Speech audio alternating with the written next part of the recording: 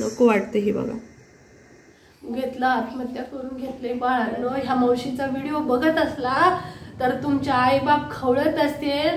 या मम्मीचं वाईट वाटून विचार केला होता का मी असं गेलो, चांगल्या ड्युटीला गेला होता, म्हणजे ड्युटीच असते ना, ड्युटी करून माघारी जाताना ही घटना घडली आणि तेव्हापासून उठले नाही. ते RR हॉस्पिटलमध्ये ॲडमिट होते. नमस्कार सर्वांना, कशा आहात तुम्ही? आहेत ना सर्व ठीक? तर मी जयश्री आपल्या सगळ्यांचं स्वागत करते आपल्या युट्यूब चॅनल पुन्हा एक छानशा नवीन व्लॉगमध्ये. तर गायू राणी माझे बटणं लावायला लागले म्हणून मी ओढणी घेतलेली आहे.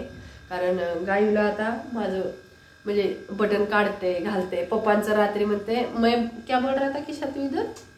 तर आज खूप मोठी घटना झालेली आहे 2 दिवसात. तर माझी तब्येत तुम्हाला माहित आहे. आज मी कशावर टॉपिकवर बोलणार आहे. हा व्हिडिओ तुम्ही नक्की लास्टपर्यंत बघा. खूप दुःख म्हणजे खूप दुःखाचं आहे. असे 3 फौजी घरं म्हटलं आज मी सांगू शकत नाही एवढं दुःख आहे.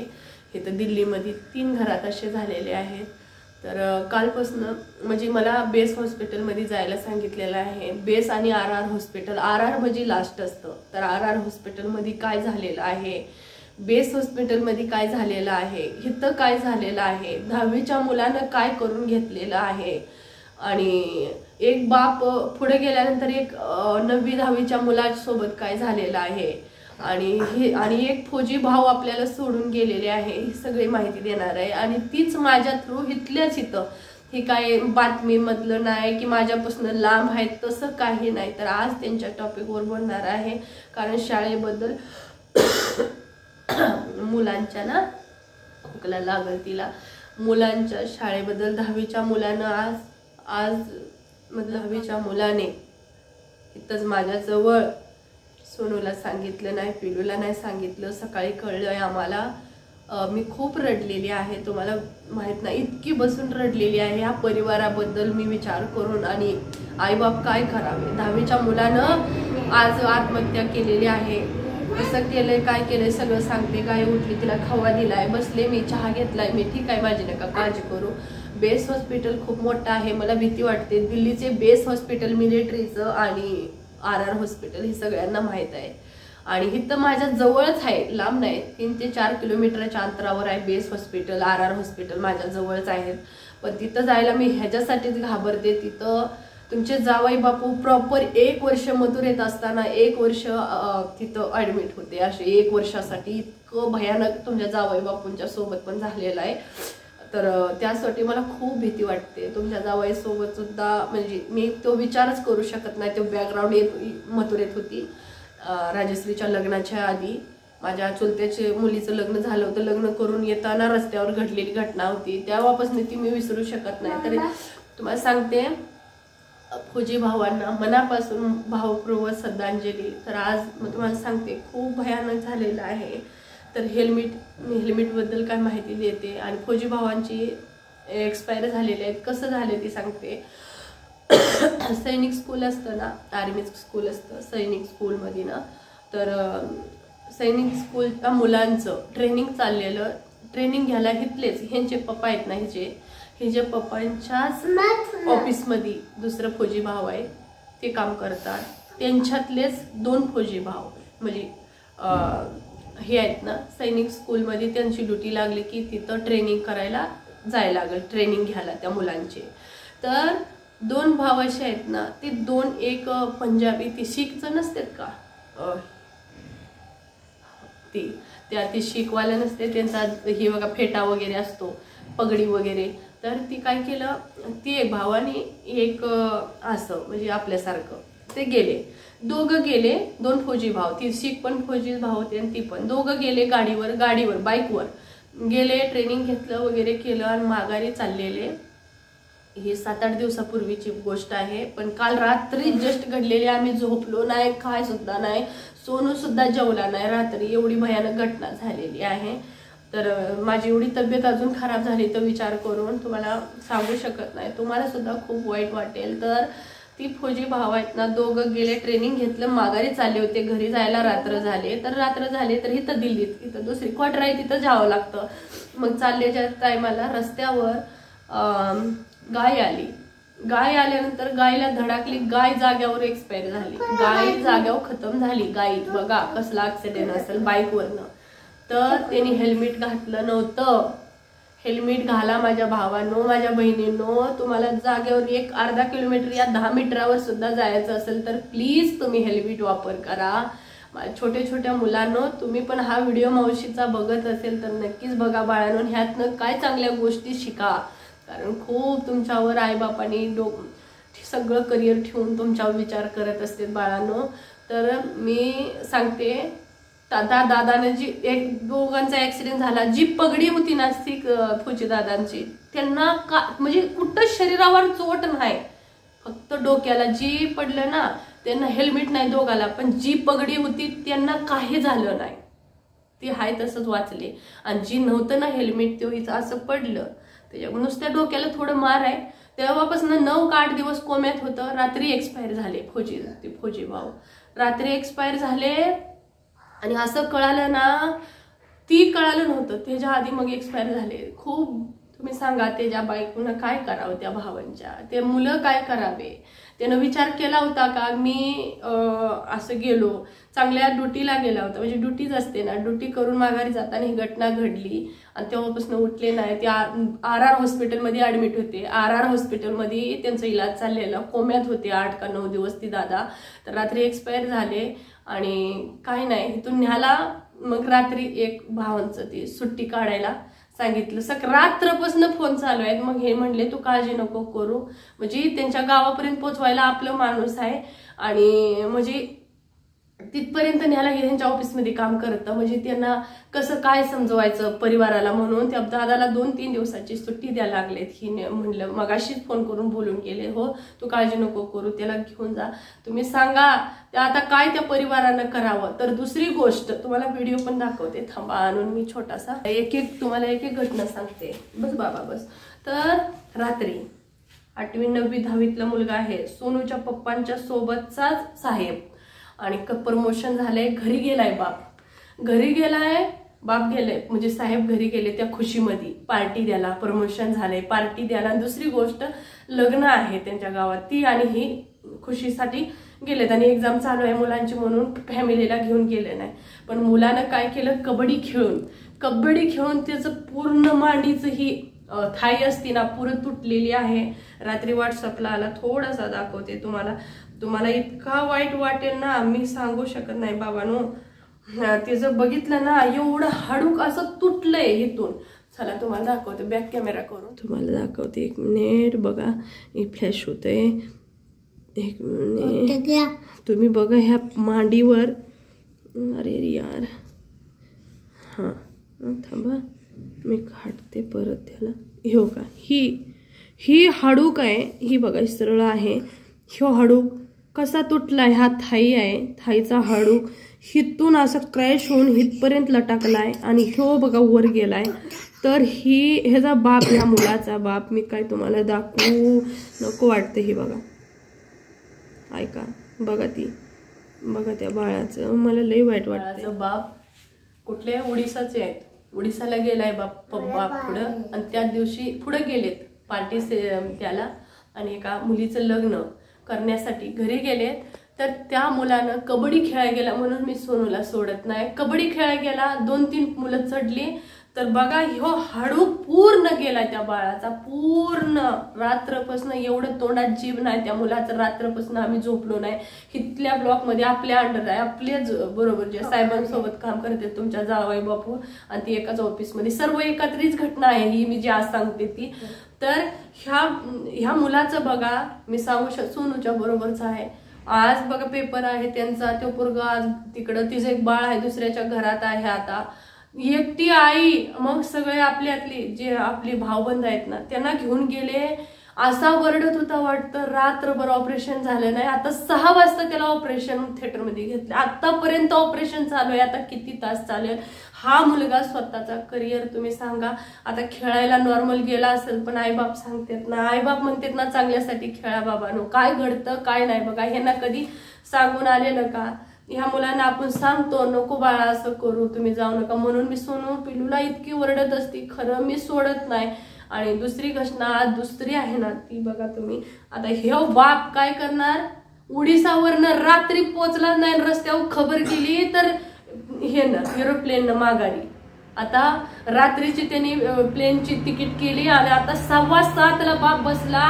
बापाचं करिअर नोकरी करून काय करायचं सांगा.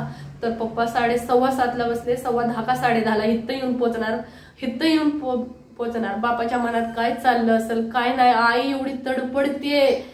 तर सांगा, ही बघा अशी घटना आहे बाळांनो. थोडं कबड्डी, खो खो, कुठलाही खेळ खेळताय ना बाळांनो, तुम्ही मावशीची गोष्ट लक्षात ठेवा. जर माझा व्हिडिओ बघत असतील तर बघितलं ना, पूर्ण करिअर गेलं. बाप म्हणायचा क्रिकेटमॅन बनवतो, माझा मुलगा खूप ही आहे. तर बघा पप्पा पुढे गेले की मुलं अशी करते, आई गेली की आईवर आलं का नाही.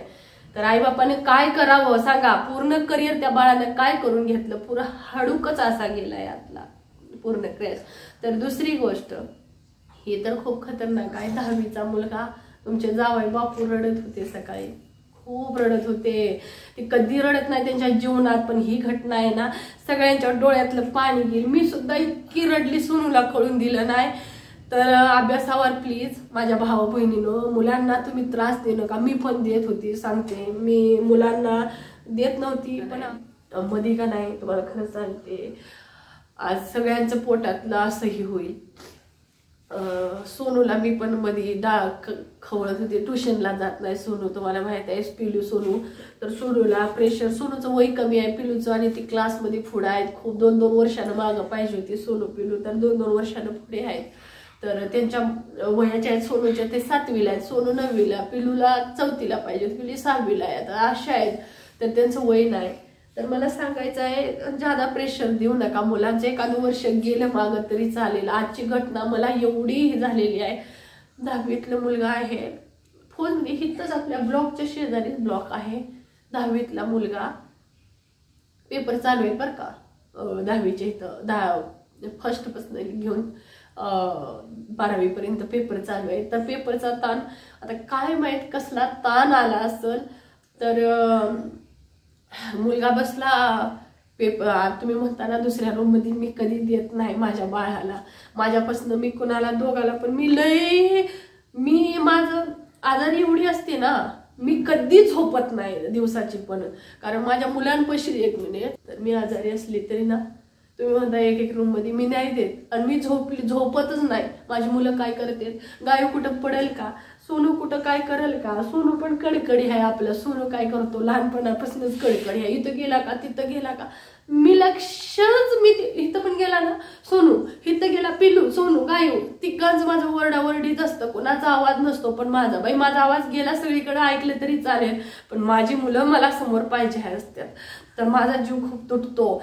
तर 10वीतल्या मुलानं त्या आईनं मस्त, आता अभ्यास चालू आहे तर आपण म्हणत नाही का त्यांना दुसरी रूम द्या, तुम्ही म्हणत नाही का, तसं रूम मध्ये बसवलं असेल. आता तिला अभ्यासामध्ये काय प्रॉब्लेम झाला असेल, घेतला, आत्महत्या करून घेतले बाळानं, 10वीच्या मुलानं.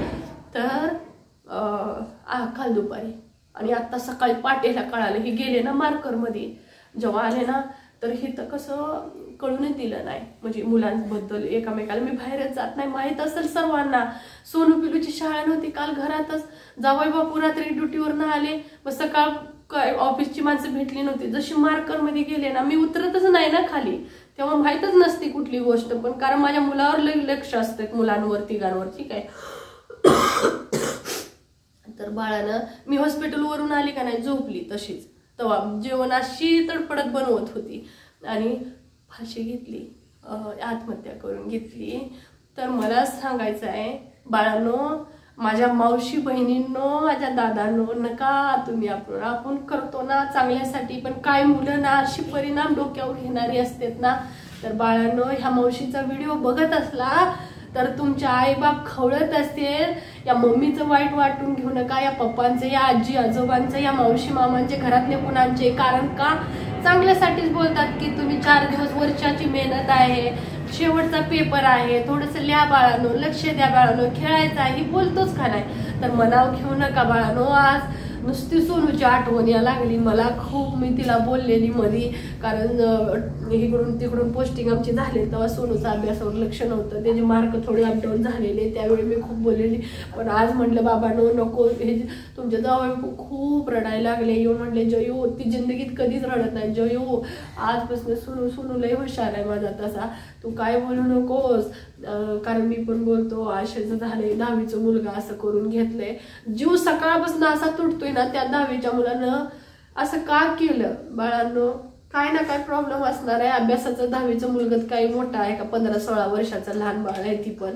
तर आई काय करत असेल, मी 1 सेकंड सोडत नाही, दरवाजा कधी बंद करत नाही. मी कधी जाता येईल दरवाजा बंद आहे ना ती नसल्यावर, तिघं असली ना मी कुठलाही दरवाजा कुठेही बंद करून देत नाही.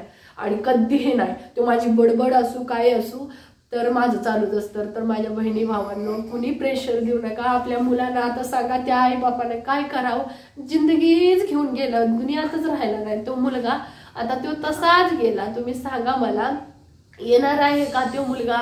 तर त्या मुलांना पण विचार करायला पाहिजे होतं. आणि बाळांनो कुणीच वाईट वाटून घेऊ नका. 1 वर्ष तुम्ही फेल झाला म्हणून समजा, 1 वर्ष मागं गेलं तरी चालेल, पण ही पाय कधीच असला विचार डोक्यात आणू नका माझ्या बाळांनो.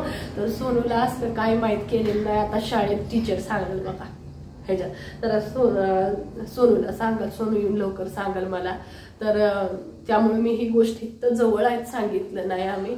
तर मला हेच सांगायचं आहे. आज बघा 3 फौजी घर, नॉर्मल घर असलं तरी सगळे व्यक्तीच आहेत ना, 3 घरं अशी आज झाले तिथं. 10वीचा मुलगा असा झाला, त्या बाळाचं पाय आपल्या ह्याच्यातलेच आहेत सगळे, आणि तो दादा गेला. तर मला हेच सांगायचं आहे. एका बहिणीने कमेंट केलेली, तू रोज आजारी पडतेस का ताई. तू म्हणत होतीस बरोबर आहे, रोज आजारी पडत नाही. आजार सांगून येत नाही, व्यक्तीला मरण सांगून येत नाही. बघताय आज घटना किती, एका दिवसात 3 घरं असे झालेत. तर सांगून आलेत का, सांगून येण्याची गोष्ट आहे का तुम्ही सांगा. तर खूप मला काय बोलावं कळना, खूप काय सांगायचं आहे. ही घडलेली घटना ना मला डोळ्यापुढं असं वाटतंय मीच बघत बसलेली आहे.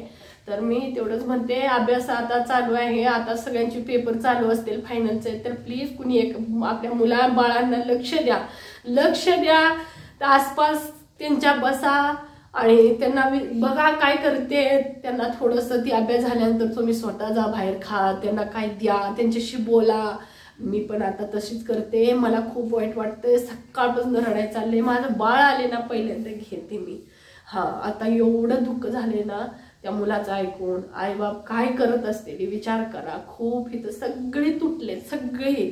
10वीचा मुलगा असं करून घेतलंय. खरी गोष्ट आहे, खरं आज घडलेलीच घटना आहे. सगळे जीव तडपडतोय. 1 फौजी भाव असे झाले, एका मुलाचं पाय असं झालं, तिची आई तडपते अशी घेऊन रात्रभर रडत होतं वाटतं. त्या माणसाचा फोन आला, ह्यांना म्हणते साहेब आपको क्या बताए, बच्चा मुंह में जीभ नहीं ले रहा, इतना बड़ा बच्चा ऐसा रो रहा है, पैर उसका हड्डी. एक्सरे सोडल्यानंतर आम्हाला वाटलं एक्सरे कशाला, मी म्हणते एक्सरे कशाला सोडतोय म्हणावं, ती काय दिसणार आहे वे.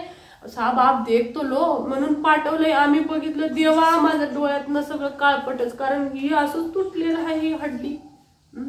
त्यामुळं लक्ष परिवारावर द्या. मला काही समजत नाही की मला काय सांगावं काय नाही. आज तर माझी काळजी नका करू म्हणून मी बेस हॉस्पिटल RR हॉस्पिटलमध्ये जात नाही. खूप खतरनाक घटना तिथं असते. तर काळजी घ्या. भेटते पुढच्या व्हिडिओमध्ये. धन्यवाद. आपल्या मुलांवर लक्ष द्या. फायनल पेपर चालू आहेत, आता चालू होणार आहेत महाराष्ट्रामध्ये. तर लक्ष द्या प्लीज सर्वांनी. काळजी घ्या.